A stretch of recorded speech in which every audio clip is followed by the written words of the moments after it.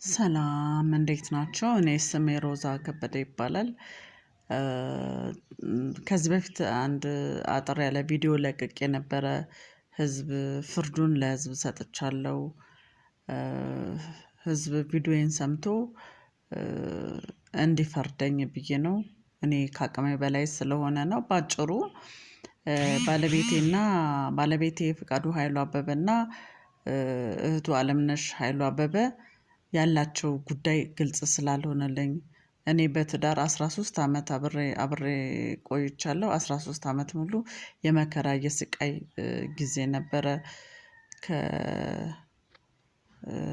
ቤት ክራይ ክፈይ ይሉኛል ሚስት ሆኜ ልጅ ሆኜ ለአንዴ ለአለምነሽ ክፈይ ይለኛል ለአንዴ ለወንድሜ እያለ ባለቤቴ ያሰቃየኝ ነበረ እና ሌላ ጥቅማ ጥቅምም እየወሰደ ያንገላታኝ ነበረ። በዛ ላይ ደግሞ ማነው ቤት ትዳሩን አክብሮ አይኖርም። ዞሮ እሷ ጋር ነው ጠባ እሷ ጋር ነው። ቤት ሰርቶ ስራ ሰርቶ ለእሷ ነው የሚሰጣት። ገንዘቡን እኔ እንደ ሚስት መቆጣጠር አልቻልኩም። ልጆቼንም አያስተምርም አይረዳም። በቃ አንድ አባወራ ማድረግ ያለበትን ነገር አያደርግም። እኔና እሱ እኔ 2006 ነው የተጋባነው እስካሁን አለን። ከመጋባታችን በፊት ነው ከእህቱ ጋር ጾታዊ ግንኙነት በግልጽ አላቸው። መቼም አንድ ወንድ ሴት ልጅን ካልቀመሰ በቀር ጾታዊ ግንኙነት ካላደረጉ በቀር አንድ ወንድ ልቡንም ገንዘቡንም ለዛ ሴት አይሰጥም። እኔም በነፍስ አባትም አስመክሬያለሁ በሽማግሌዎችም አስመክሬያለሁ። ሊመለስልኝ አልቻለም ትዳር ለመምራት አልቻልንም። በየቀኑ ስቃይ እየበረታብኝ ነው ያለው እና እኔ ከመጋባታችን በፊት ነው ጉዳዩን የጀመሩት። እኔ ደግሞ እንግዲህ ሳውቅባቸው የጀመሩትን ጉዳይ ተው ስል እኔ ላይ ከባድ ጥላቻ እና እኔን ለማጥፋት በህይወቴም ላይ ከባድ ዛቻና ጥላቻ ነው ያተረፉት ሁለቱም። ከእህትና ከወንድም የዘለለ ጾታዊ ግንኙነት ሁለቱ አላቸው በግልጽ ነው የምለው። የኢትዮጵያ ህዝብ ይሄንን ቪዲዮዬን ሰምቶ ፍርዱን እንዲሰጠኝ እኔ ከአቅሜ በላይ ሆኗል። ምንም ማድረግ አልቻልኩም።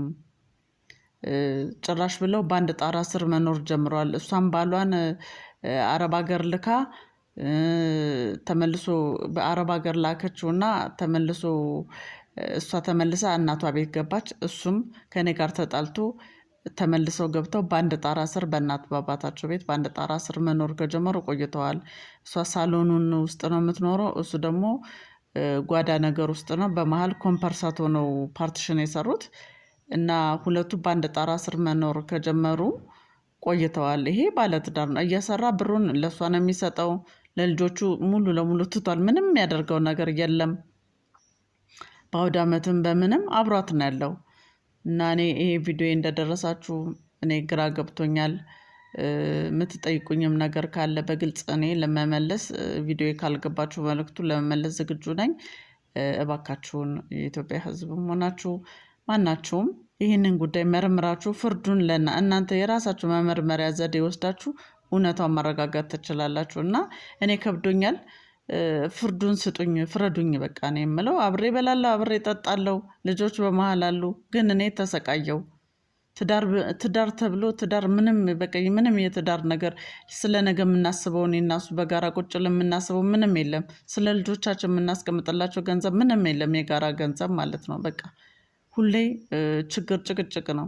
ሁሌ ችግር ጭቅጭቅ ነው። እና እኔም በመሃል ለነፍሴም ፈራው እንዳልጠፋ በተላላፊ በሽታም እንዳልጠፋ ሰጋሁኝ። ከቤተሰቦቼ ላገኘሁት ሀብት ንብረትም ደግሞ እንዳይባከንብኝ ሰግቻለሁ። እና የኢትዮጵያ ህዝብ የውስጤን ስጋት አይቶ እንዲረዳኝ እማጸናለሁ። አመሰግናለሁ